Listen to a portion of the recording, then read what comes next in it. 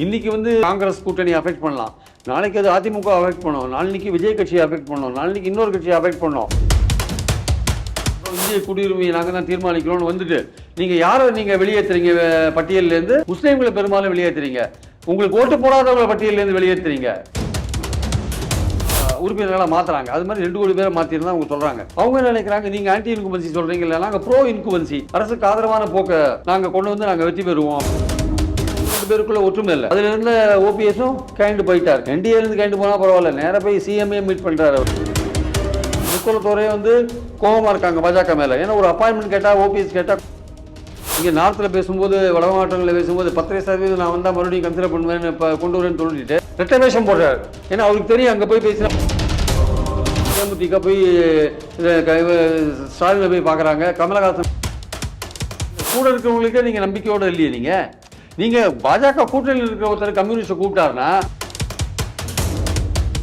விஜய் அதிகமான சீட்டு, முதல்வர் பதவி, அது இதுன்னு கேட்டவுடனே இவங்க விலை வந்துட்டாங்க. அந்த சமயம் பார்த்து முதல்ல இவங்க ஜெல் ஆகணும்னு சேர்ந்தாங்கன்னு சொல்கிறாங்க. ஆனால் ஜெல் ஆகவே இல்லை. எலெக்ஷன் நெருக்கத்தில் நீங்கள் ஒரு கூட்டணி போட்டு டக்கடன்னு அடிச்சு போனீங்கன்னா அது விஜய் யாரும் போல, இங்கே அதிமுக யாரும் போல, மாறாக பாஜக கூட்டணி தன்னை வலுப்படுத்திக் கொள்ள தவறிவிட்டது. தேமுதிக சார், இங்கே தமிழ்நாட்டில் இப்போ உதயநிதி அவர்கள் என்ன சொல்லியிருக்காருன்னா, 200 தொகுதிகளுக்கு மேலே திமுக ஜெயிக்கும் அப்படின்னு சொல்லியிருக்காரு. ஒரு பக்கம் துரைமுருகன் அவர்கள் வந்து இபிஎஸ் அவர்களை சாடியிருக்காரு. இந்த தேர்தல் ஆணைய விவகாரத்தில் காங்கிரஸ் கேள்வி எழுப்பு இருக்கிறதுக்கு இபிஎஸ் அவர்கள் வந்து பாஜக மேலே ஒரு கொஸ்டின் பண்ணல அப்படின்னு சொல்லி தாக்கி பேசியிருக்காரு. எப்படி பார்க்குறீங்க சார்? பாஜக மேலே எப்படி சார் இபிஎஸ் கொஸ்டின் பண்ணுவார்? அவர் தான் கூட்டணியில் இருக்காரு சார். பாஜக இனிமேல் என்ன பண்ணாலும் ஒன்றும் பேச மாட்டார்.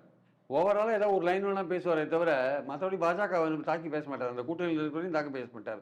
இப்போது காங்கிரஸ் கவர்மெண்ட்டே இருக்க வச்சுக்கோங்களேன், காங்கிரஸே ஏதோ பண்ணிட்டு வச்சுக்கோங்க, திமுக அந்த கவர்மெண்ட்டில் இருந்துன்னா ஏதாவது திமுக பேசுவாங்களா? பேச மாட்டாங்க. அது இயல்பான ஒரு விஷயம்.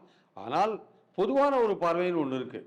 இப்போ இந்த மாதிரி எலெக்ஷன் கமிஷன் விஷயத்துலலாம் வந்து இந்த மாதிரி நடக்கிற விஷயங்கள்லாம் வந்து நிச்சயமாக எல்லா கட்சிகளும் வந்து சேர்ந்து கவனிக்கணும். ஏன்னா இது வந்து இன்றைக்கி வந்து காங்கிரஸ் கூட்டணி அஃபெக்ட் பண்ணலாம், நாளைக்கு அது அதிமுக அஃபெக்ட் பண்ணும், நாளைக்கு விஜய் கட்சியை அஃபெக்ட் பண்ணும், நாளைக்கு இன்னொரு கட்சியை அஃபெக்ட் பண்ணும். அதனால் சொல்ல முடியாது. பாஜக இந்த மாதிரி விளையாட்டு ஆரம்பித்தாங்கன்னா, தமிழ்நாட்டிலே இந்த விளையாட்டு ஆரம்பித்தாங்கன்னா, ஃபாரினர்ஸ் ஐடென்டிஃபை பண்ணுறோம், இந்திய குடியுரிமையை நாங்கள் தான் தீர்மானிக்கிறோம்னு வந்துட்டு நீங்கள் யாரை நீங்கள் வெளியேற்றுறீங்க பட்டியலேருந்து?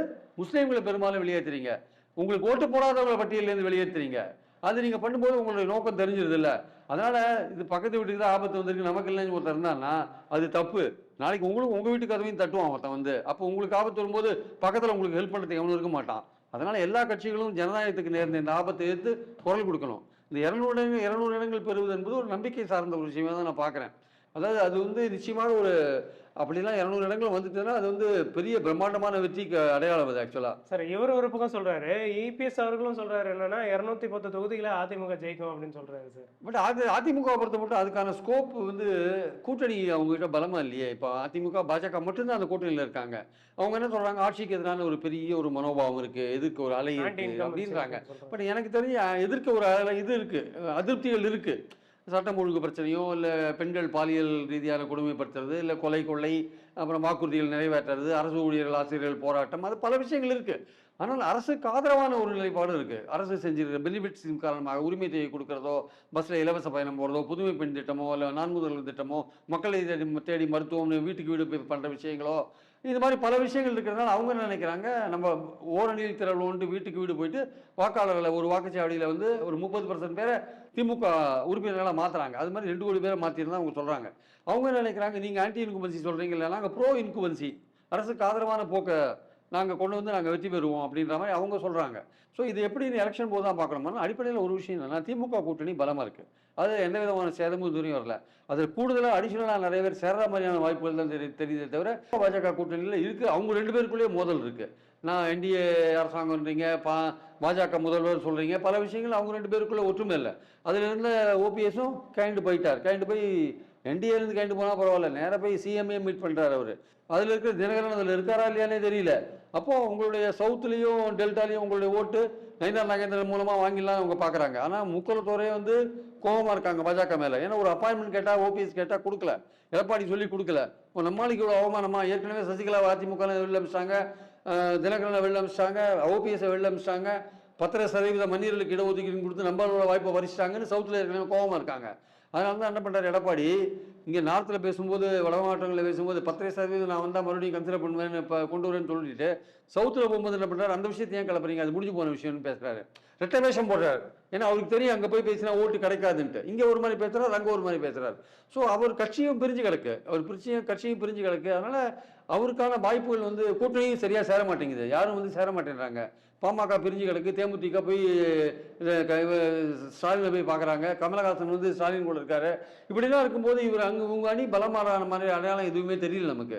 அதனால் இவர் வந்து பாஜகவோட கூட்டணியில் இருக்கிற இவர் வந்து என்ன பண்ணுறாரு, கம்யூனிஸ்டில் வாங்க வாங்கன்னு கூப்பிட்றாரு. இப்போ என்னன்னா அவங்களுக்குமே ஏழாம் பொருத்தமாக தான் இருக்குன்னு பார்க்க முடியாது சார். ஏன்னா இபிஎஸ் அவர்களை வந்து கம்யூனிஸ்ட் கட்சியை சார்ந்தவர்கள் எல்லாருமே விமர்சிச்சுட்டு இருக்காங்க. மாநில செயலாளர், மார்க்சிஸ்ட் கம்யூனிஸ்ட் கட்சியோட மாநில செயலாளர் பே. சண்முகம் அவர்கள் வந்து தொடர்ச்சியாக விமர்சிச்சுட்டு இருக்காரு.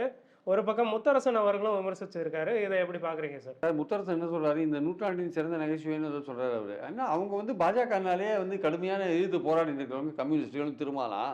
அவங்க நீங்க பாஜகவோட கூட்டணியில் இருக்கீங்க, நீங்க எப்படி சார் அவங்களை கூப்பிட முடியும்? அப்ப நீங்க பாஜக உங்களை எப்படி நம்புவான்? நீங்க கூட இருக்கிறவங்களுக்கே நீங்க நம்பிக்கையோட இல்லையே. நீங்க பாஜக கூட்டணியில் இருக்கிற ஒருத்தர் கம்யூனிஸ்ட கூப்பிட்டாருன்னா பாஜக என்ன நினைப்பான், இந்த நம்மளை விட்டு ஓடி போயிடுவோம்னு நினைக்க மாட்டானா?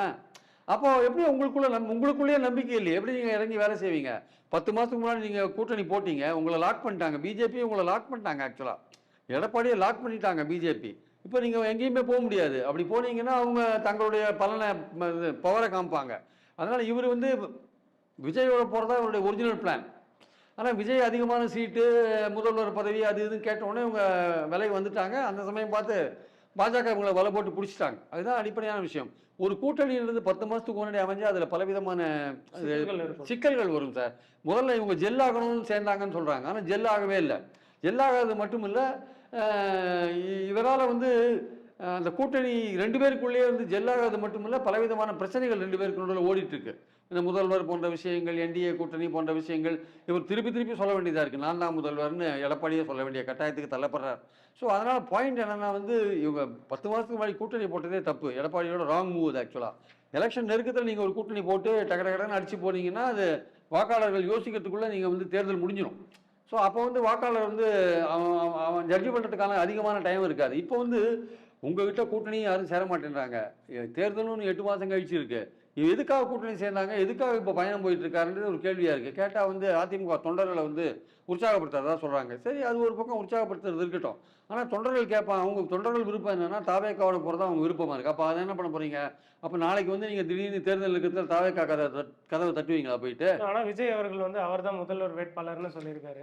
அதான் சார், அவர் முதலே முந்திட்டாரு. நான் தான் முதல்வர் வேட்பாளர், என் தலைமையில் தான் கூட்டணின்னு சொல்லிட்டாரு. இனிமேல் அவர் லாக் பண்ணிட்டாருன்னா அவரும் லாக் பண்ணிட்டாரு.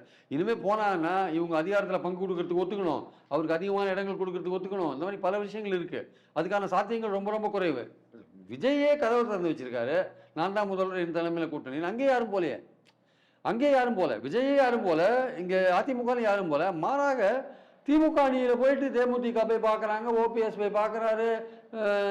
கொஞ்ச நாள் முன்னாடி அங்கே போயிடுவார் இங்கே போயிடுவார்னு வைகோவை பற்றி சொல்லியிருந்தாங்க. அவர் உடனே ஓடி போய் பார்க்குறாரு. எல்லாரும் திரும்பி அவரை போய் பார்க்க வேண்டிய அவசியம் என்ன? அந்த கூட்டணியில் இருக்கிற சண்முகமும் முத்தரசனும் திருமாவும் உடனே ஆணவ கொலைக்கு சட்டம் போடணும், அது ஒரு பக்கம் போய் பார்க்குறாங்க. எல்லாமே ஸ்டாலினை சுற்றி ஒரு ரேலி பண்ணுறாங்கல்ல. அப்போ என்ன ஆகுது, மக்களுடைய பார்வையில் அதிமுக பாஜக கூட்டணி பலவீனமாக காட்சியளிக்குது. திமுக கூட்டணி பாருங்க, அவர் தான் ஸ்ட்ரென்த்தாக இருந்து கூட, ஒரு பலமாக இருந்தால் கூட, இன்னும் தன்னை பலப்படுத்திக்கிறதுக்கு என்னென்ன விஷயங்கள் பண்ணணுமோ அதெல்லாம் பண்ணிட்டு இருக்காரு. எதிர்பக்கம் யாருமே கிடையாது, ஸ்டாலினுக்கு அது அட்வான்டேஜ் அப்படின்ற ஒரு எண்ணம் வருதுல்ல. ஸோ இந்த கூட்டணி வந்து அதிமுக பாஜக கூட்டணி தன்னை வலுப்படுத்தி கொள்ள தவறிவிட்டது. தேமுதிகவை உங்களோட இழுத்து போட்டுக்கணும் சார். இப்போ அதிமுக வந்து இங்கே இருக்கக்கூடிய முதல்வர் பெயரிலான திட்டங்களை வந்து முதல்வர் பெயர்லேயே கொண்டு போகக்கூடாது அப்படின்னு சொல்லிட்டு மேல்முறையீடு பண்ணியிருந்தாங்க. உயர்நீதிமன்றம் சொல்லியிருந்தோம், அவங்க மேல்முறையீடு போனதன் காரணமாக அவங்களுக்கு வந்து 10 லட்சம் ரூபாய் அபராதம் விதிக்கப்பட்டிருந்தது. எப்படி பார்க்குறீங்க சார்? இல்லை, அதாவதுங்க, ஒரு முதல்வர் பெயரில் வந்து திட்டங்கள் ஆரம்பிக்கிறதுலாம் வந்து சகஜமான ஒரு விஷயம். ஏன்னா அவர் வந்து மக்களால் தேர்ந்தெடுக்கப்பட்ட ஒரு முதல்வர். அவர் வந்து மக்களுடைய நன்மைக்காக ஆரம்பிக்கிறார். என்ன 2 திட்டம் என்ன? ஒன்று நலன் காக்கும் ஸ்டாலின், இன்னொன்று உங்களுடன் ஸ்டாலின். நலன் காக்கும் ஸ்டாலின் மூலமாக மருத்துவ முகாம்கள் நடத்துகிறாங்க. அது நல்ல விஷயம்தான். உங்களோட ஸ்டாலின் மூலமாக மக்களுக்கு உள்ள பல்வேறு பிரச்சனைகள் 46 47 துறைகள் சம்பந்தப்பட்ட பிரச்சனைகள் ஒரே இடத்துல அந்த துறைகள் ஆளுங்கள்லாம் வராங்க. சாதி சான்றிதழோ இல்லை பட்டாவோ பல விஷயங்கள் அவங்க தீர்மானிக்கிறாங்க. வாரிசு சான்றிதழோ ஏதோ ஒன்று கொடுக்குறாங்க. அது வந்து மக்களுக்கு நன்மை செய்கிற ஒரு விஷயம்தான். அதில் வந்து முதல்வர் பெயரை பயன்படுத்துறதுல எந்த விதமான தவறும் கிடையாது. ஏன்னா வந்து அவர் முதல்வர், தமிழ்நாட்டுக்கு முதல்வர் மக்களால் தேர்ந்தெடுக்கப்பட்டவர். இதுக்கு முன்னாடி தலைவர்கள் பேரில் பல விதமான ஸ்கீம்ஸ்லாம் அம்மா அம்மான்னு போட்டாங்களே. அம்மாலாம் யார்? அம்மானா ஜெயலலிதா தானே. சொந்த அம்மாவை போட்டீங்க நீங்கள். அம்மானு ஜெயலலிதா கூப்பிட்டுருந்தீங்க. அந்த அம்மாவை ஜெயலலிதான்னு போடுறது போல அம்மான்னு ஸ்கீம்னு ஆரம்பிச்சிங்க. கேட்டால் நாங்கள் அம்மானா பொதுவான வார்த்தை அப்படின்னு நீங்கள் பொதுவான அர்த்தத்தில் அதை போடல. நீங்கள் போட்டதோட இதுன்னா ஜெயலலிதாவை குறிப்பிட்டதுக்காக தான் அம்மான்ற விஷயத்தை அங்கே போட்டீங்க. நீங்கள் அது உலகத்துக்கே தெரிஞ்ச விஷயம். நீங்கள் பொதுவான அம்மாவை குறிப்பிடலை. நீங்கள் சொன்னது ஜெயலலிதா அம்மாவை தான் குறிப்பிட்டீங்க. அதனால் வந்து நீங்களே வந்து ஜெயலலிதா அம்மா அம்மான்னு கூப்பிட்டு அம்மா ஸ்கீமில் ஆரம்பிக்கும் போது எல்லாத்தையும் இவங்க வந்து ஸ்டாலின் பேரில் ஆரம்பித்தாங்க. அதில் ஒன்றும் தப்பே கிடையாது. கலைஞர் காப்பீட்டு திட்டம்லாம் ஏற்கனவே இருந்ததில்ல சார். அதான் சார், கலைஞர் காப்பீட்டு திட்டம்லாம் இருக்குது ஏற்கனவே. கலைஞர் அதை இப்போ முதல்வர்னு மாற்றிருக்காங்க. நான் என்ன சொல்கிறேன்னா, ரெண்டாவது இந்த ஸ்கீம்ஸ் ரெண்டுமே வந்து ஒரு டெம்பரரி ஸ்கீம்ஸ் சார். இதெல்லாம் இது வந்து தற்காலிகமாக வந்து ஒரு முகாம்கள் மாதிரி நடத்துகிறாங்க. இந்த நவம்பர் மாதம் வரையும் நடத்துவாங்க. இது மருத்துவ முகாமாகட்டும் இல்லை இந்த மாதிரியான உங்களோட ஸ்டாலின் முகாம், இதெல்லாம் டெம்பரரியாக போடுற ஸ்கீம்ஸ். இதெல்லாம் வந்து ஒரு நிரந்தரமான ஒரு ஸ்கீம் கிடையாது. ஒரு நிரந்தர ஸ்கீமாக இருந்தால் கூட ஒரு முதல்வர் பேரில் ஆரம்பிப்பாங்க, ஏதோ ஒன்று இருக்கலாம். இல்லை அடுத்த வாட்டி ஆட்சி இவங்க ஆரம்பித்தாலும் அடுத்த வாட்டி வேறு யாராவது ஆட்சிக்கு வந்தால் பேரை மாற்றிட்டு போயிடுவாங்க. நம்ம பாயிண்ட் ஆனால் இதெல்லாம் டெம்பரரி ஸ்கீம். இதெல்லாம் எலெக்ஷனுக்கு முன்னாடி டிசம்பருக்கு முன்னாடி தேர்தலை நோக்கி போகும்போது ஆளுங்கட்சி பலவிதமான நடவடிக்கை எடுப்பாங்க மக்களுடைய ஆதரவு பெறுறதுக்கு. அதில் இன்னொரு வழி இது ஆக்சுவலாக.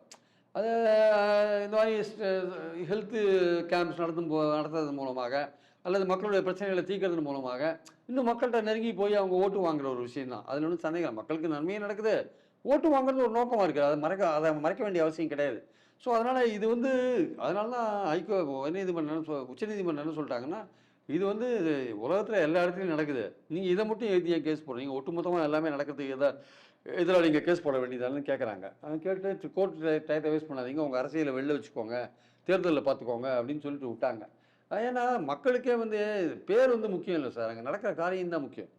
முதல்வராக இருக்கார், அவர் பேரை பயன்படுத்திக்கிறார். இது டெம்பரரியாக நடக்கிற ஒரு விஷயங்கள். ஒரு மாதமோ 2 மாதமோ 3 மாதத்துக்குள்ளே முடிஞ்சிடும். அதுக்கப்புறம் இது நீடிக்காது. அது தற்காலிக விஷயங்கள். இதெல்லாம் தேர்தலை நோக்கி போகும்போது ஆளுங்கட்சியும் ஒரு நோக்கத்தோடு தான் பண்ணுறாங்க, அது தெரியுது. ஆனால் வந்து இது டெம்பரரியாக முடிய போகிற ஒரு விஷயம். அதில் முதல்வர் தன் பேரை பயன்படுத்துகிறாருன்னா அவர் ஒரு பாப்புலாரிட்டிக்காக செல்வாக்கு சேர்க்கறதுக்காக பயன்படுத்துகிறாருன்னு நம்ம எதுக்கலாம். ஆனால் அதே சமயம் மக்களுக்கு நன்மை நடக்கிறதுன்னு நம்ம பார்க்குறோம் நம்ம. அதனால் வந்து இது வந்து சிபி சண்முகம் தேவையில்லாமல் போயிட்டு வாங்கி கட்டிக்கினாருன்னு தான் என்னுடைய கருத்து ஆக்சுவலாக. சார், இப்போ வரக்கூடிய தேர்தலில் முதல்வர் வேட்பாளர் யாராக இருக்க வாய்ப்பு இருக்குது சார்? இங்கே திமுகவில் முதல்வர் ஸ்டாலின் அவர்களே மறுபடியும் முதல்வராக இருப்பாரா, அல்லது உதயநிதி ஸ்டாலின் அவர்கள் முதல்வர் வேட்பாளராக வாய்ப்பு இருக்கா? இல்லை, அதாவது உதயநிதி ஸ்டாலின் வந்து திமுகவுடைய அடுத்த தலைவர்ன்றதில் எந்த விதமான சந்தேகமும் கிடையாது. அவர் தான் அடுத்த தலைவர். அந்த கட்சி அதை ஏற்றுக்குது. நமக்கு அதில் ஒன்றும் விமர்சனம் பண்ணிக்கலாம். நம்ம வெளியில் இருக்கிற எல்லாருமே விமர்சனம் பண்ணலாம். குடும்ப ஆட்சி சொல்லலாம், மன்னர் ஆட்சி சொல்லலாம், வாரிசு அரசியல் சொல்லலாம், நீங்கள் எதை வேணாலும் சொல்லிக்கோங்க. அந்த கட்சி வந்து அவரை ஏற்றுக்குது. எப்படி வந்து தேஜஸ்வரியை வந்து கட்சி ஏற்றுக்குதோ, பீகாரில் ஆர்ஜேடியை, எப்படி அகிலேஷை வந்து அந்த கட்சி ஏற்றுக்குதோ, யூபியில் எப்படி வந்து சரத்பவாரோட டாக்டரை வந்து சுப்ரியா சுலேவை வந்து பவர் காங்கிரஸ் ஏற்றுக்குதோ, அந்த மாதிரி இவரை ஏற்றுக்கிறாங்க. உதயநிதியை வந்து ஏற்றுக்கிறாங்க. இந்தியாவில் பல கட்சிகளில் வாரிசு அரசியல் இருக்குது. அந்த கட்சிக்காரங்க ஏற்றுனாங்கன்னா நமக்கு எந்த பிரச்சனையும் கிடையாது. ஆனால் மக்கள் ஏற்றுக்கிறாங்கன்றதான் பிரச்சனை ஒரு எலெக்ஷன். ஆனால் ஸ்டாலினை பொறுத்த மட்டும் அந்த கட்சியும் ஏற்றுக்குச்சு. 19, 21, 24 அவர் வந்து எலெக்ஷனில் வின் பண்ணது மூலமாக மக்களும் அவரை ஏற்றுட்டாங்க. ஸோ அவருக்குன்னு இப்போ பெண்களுக்கு பல விதமான ஸ்கீம்ஸ் கொண்டு வந்தது மூலமாக அவருக்கு எதிரான ஒரு தலைவர் இங்கே இருக்காருன்னா அவருக்கு நேர் எதிராக சமமான ஒரு தலைவர் இங்கே இல்லை. ஏன்னா யாருமே வந்து ஸ்டாலினுக்கு எதிரான ஒரு தலைவர் இங்கே இல்லை. அந்த பிம்பம் வந்து அவரோட பிம்பம் கொஞ்சம் உயர்ந்திருக்கு. அவருக்கு ஈக்குவலான தலைவர்னா இப்போ எடப்பாடி பழனிசாமி இதுவரையும் ஓட்டு வாங்கி தன்னை முதல்வர்னு வந்ததில்லை. அவர் முதல்வராக இருந்தது ஜெயலலிதாவுக்கு போட்ட ஓட்டுலேருந்து அவர் முதல்வர் ஆனார். அவர் முதல்வராக சொன்ன தேர்தலில் அவர் தோத்தார் ஆக்சுவலாக. என்றைக்கு அவர் தன்னை முதல்வர் சொல்லி நிலைநிறுத்தி ஒரு முதல்வராக வராரோ அன்றைக்கி அவர் வந்து அவர் செல்வாக்கு உயரும், ஒரு பிம்பம் உயரும். அதுக்கான வாய்ப்பு அவருக்கு இன்னும் வரல. மற்ற தலைவர்கள்லாம் தனியாக போட்டி போகிறாங்களே தவிர அவங்களுக்கான விஜய்லாம் இப்போ தான் வந்திருக்கார், ஃபீல்டுக்கு வந்திருக்கார். அவர்களாம் நம்ம ஈக்குவேட் பண்ணவே முடியாது. ஸோ இவருக்கு ஸ்டாலினுக்குன்னு ஒரு இமேஜை உருவாக்கிட்டார். சீமான் எந்த அளவுக்கு ஒரு ஃபேக்டராக இருப்பார் சார்? இல்லை, சீமான் வந்து ஒரு இன்னும் மைனர் ஃபேக்டராக தான் இருக்கார். சிஎம் கேண்டிடேட் லெவலுக்கே வரல அவர் ஆக்சுவலாக. அவருக்கு 8%, 10% ஆகலாம், 8, 6 ஆகலாம், சொல்ல முடியாது. இந்த தேர்தல் வர தேர்தல் அவருக்கு சவால் தான். ஏன்னா விஜய் கட்சி ஆரம்பித்ததுனால பெரும்பாலும் அவருக்கு போட்டிருந்த ஓட்டுகள் விஜய்க்கு போகிறதுக்கான வாய்ப்புகள் இருக்குது. சில நடுநிலையாளர்கள் அதிமுக திமுக பிடிக்காதவங்க அவருக்கு போட்டுருந்துருக்கலாம். அவங்க இந்த வாட்டி மாறி விஜய்க்கு ட்ரை பண்ணி போட்டு பார்க்கலாம். அதில் கொஞ்சம் மாறதுக்கான வாய்ப்பு இருக்குது. விஜய் ரசிகர்களே சீமானுக்கு போட்டவங்க நிறைய பேர் இருந்திருக்கலாம். அவங்களாம் திருப்பி வரதுக்கான வாய்ப்புகள் இருக்குது. அதனால் சீமானுக்கே இந்த வாட்டி குறையறதுக்கான வாய்ப்புகள் இருக்குது. அவர் முதல்வர் கேண்டிடேட்டாகவும் வரல. அவர் நான் எடுத்தோன்னே 30, ஆனால் விஜய் தன்னை முதல்வர் கேண்டிடேட்டாக சொல்லிக்கிறார். நான் வருவேன், முதல்வராக வருவேன் அப்படின்ற மாதிரி சொல்லிக்கிறார். எடப்பாடி சொல்கிறார். ஆனால் இந்த 2 பேருமே தேர்தல் அரசியலில் இன்னும் தங்களை நிரூபித்துக் கொள்ளாத நிலையில் இருக்காங்க. ஆனால் ஸ்டாலின் வந்து நிரூபிச்சுட்டு பலவிதமான நலத்திட்டங்கள்லாம் கொண்டு வந்து தன்னுடைய ஸ்டேச்சரை வந்து கொஞ்சம் இன்க்ரீஸ் பண்ணிட்டாரு. அந்த சூழலில் தான் வந்து பார்த்தீங்கன்னா திமுக கட்சிக்கு கெட்ட பேர் இருந்தால் கூட ஸ்டாலின் என்ற பேருக்கு வந்து ஒரு நல்ல பேர் இருக்குது. ஸ்டாலினுக்கு வந்து ஒரு ஆதரவு இருக்குது. கட்சிக்கு வந்து சில இடங்களில் கட்சிக்காரர்கள் செய்கிற காரியம் காரணமாக பேர் கெட்டு போய் கிடக்கு. லோக்கல் பாடி, நகராட்சி, மாநகராட்சி எல்லாம் பேர் கெட்டு போய் கிடக்கு. அந்த கட்சிக்காரங்க ஊழல் பண்ணுறாங்கன்னு தெரிஞ்ச விஷயம் தான். மதுரையில் நடந்தது நம்ம பார்த்தோம் நம்ம. ஆனால் ஸ்டாலின்ற ஒரு இமேஜ் இருக்குல்ல, அந்த இமேஜ் வந்து ஒர்க் பண்ணணும்னு அவர் நினைக்கிறார். அவர் செஞ்ச நல்ல விஷயங்கள் காரணமாக மக்கள் அவருக்கு ஓட்டு போடுவாங்கன்னு அவர் நினைக்கிறார். ஸோ அந்த பாயிண்ட்டில் தான் பார்த்தீங்கன்னா வந்து வரப்போகிற எலெக்ஷன்ஸில் அவங்க ஸ்டாலினை தான் ப்ரொஜெக்ட் பண்ணுவோம். முழுக்க ஸ்டாலினை ப்ரொஜெக்ட் பண்ணுவாங்க. அடுத்த 5 வருஷத்துக்கு எலெக்ட் ஆனார்னா அடுத்த 5 வருஷத்துக்கு அவர் தான் சிஎம்மாக இருப்பார். அதில் எந்த விதமான சந்தேகமும் இல்லை. ஒருவேளை 31 எலெக்ஷன்ஸில் அவர் வந்து உதயநிதியை வந்து ப்ரொஜெக்ட் பண்ணுறதுக்கான வாய்ப்புகள் இருக்குது. அடுத்த எலெக்ஷன், வர எலெக்ஷன் 26 எலெக்ஷனை பொறுத்த மட்டும் ஸ்டாலின் தான் கேண்டிடேட். அதில் எந்த விதமான சந்தேகமும் கிடையாது. சார், பல்வேறு கேள்விகளுக்கு பதிலளிச்சிங்க. மிக நன்றி சார். தேங்க்யூ.